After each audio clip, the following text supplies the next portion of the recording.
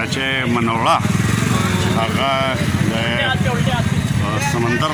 دیزي کې دا غږ میز کې چې کوم سمندر دی او هغه ته خلک زی په لانچونو باندې څومره هم موږ راغلي یو نو لکه منوړې ته موږ چې کوم د دې ځای نه تلو یو نن یو ځلې بیا دغه ایریا چې کوم دا تاسو سره معرفي کوو ته کوم خلک کراچۍ ته راغلي تقریبا هغې ټول چې دی نو د دې ځای نه واقف دي چې کوم نه دي راغلي نو د هغې دپاره دا ده چې دا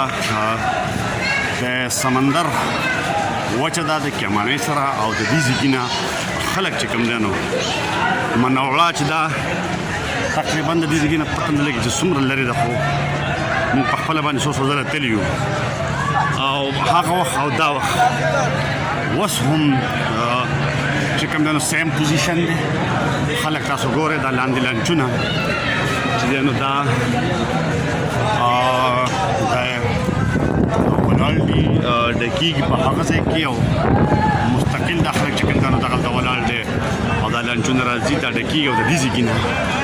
خلک دی نو بیا لکه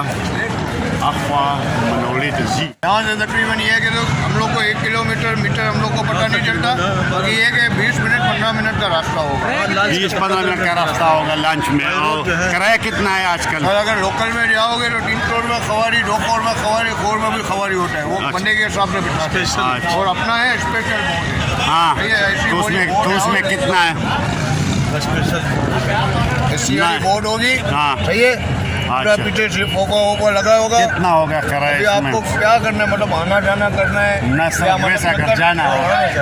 आना जाना करना है देखो वहाँ पर घंटा लगाओ 2 घंटा लगाओ आपकी मर्जी है दाखिल चिकन जब लगा लंच की लग जाते लंच ना दकीयो मतलब د دې ځای نه خلک سي کماله منوړې ته او بیا چې کوم هغه ځای نه په راځي جزیره ده او د وچ لارو ته مو شوی د خلک په هر حال سمندر په منځ کې منوړه د دې ځای نه د لانچونو کې کوم خلک سي سپیشل هم سي او په کرای باندې هم سي لانچونو سره دا وسته مخامخ ښکاري نو دا د تیلو جاز چې کوم نه راغلی سره او مینس دا کریم ملال دی دا تیلو جاز دی او پیپونه چې کوم دا لګېدلي دي او د دې ځای نه چې کوم دا لکه تیل راوباسي خو د خپل ټینکۍ لګېدلي دي ها څنګه क्या बोल रहे मामा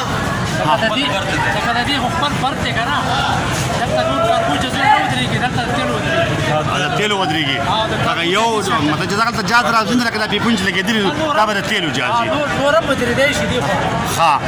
بهرحال نور چې کوم جازونه هغه د دې نه هغه ته بیا راځي بل ولاړ دی ها یو ولاړ دی اچھا اخوا بله ولاړ دا مونږ اوس ته منوړې د سایډ نه چې کوم دی واپس ټاور سایډ ته رالو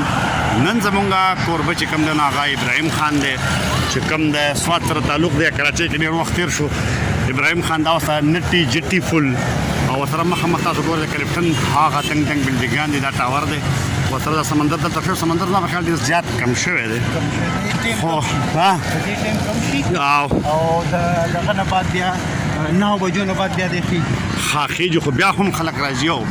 د دې ځای نه چې کوم دی نو د سمندر دغه نه چې کوم دی نو خوندونه اخلي بهر حال دام خبره ده چې خلکو ته بغیر پیسو نه او بغیر دغه نه چې کوم دی عام هغه ولس چې هغې لکه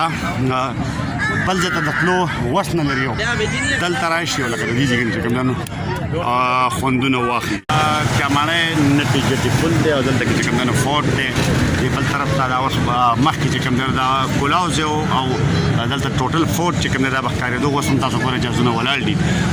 واړه او غټ پکې ولاړ دي دا نور دی خو کله نه په حالات دغه شو نو بیا دې ورته چې کوم دی نو دا غاړو ته دا ټیمان ولګول او د عامو خلکو لپاره دا فورټ ننداره د دې ځای نه چې کوم دی نو دا بند شوه دا هم د غریبو خلکو په حق باندې چې کوم دی ډاکې اچولو متردد ته چې هر چا په وخت کې دا عمل شوی دی چې د عامو خلکو لپاره چې کوم دی په دې پل باندې دا ټیمان لګېدلي دي او د خلکو دا فورټ نظاره چې کوم دی نو د هغې دغه بند شوی دی نو دا هم زیاتی ده خو بهرحال دا هر سړي خپل اختیار دی او دا فورټ دی کراچي فورټ او دا د هغې نظاره ده ابراهیم خان چې د سوات سره تعلق ته نن زمونږ کوربه دی د بریکوټ سوات سره نننی کوربه دی د شاته عزیز الرحمن او د بیا د ابراهیم خان ملګری زمونږ سفر چې کوم دی نو د کیاماره په دې ځای باندې ختم شو.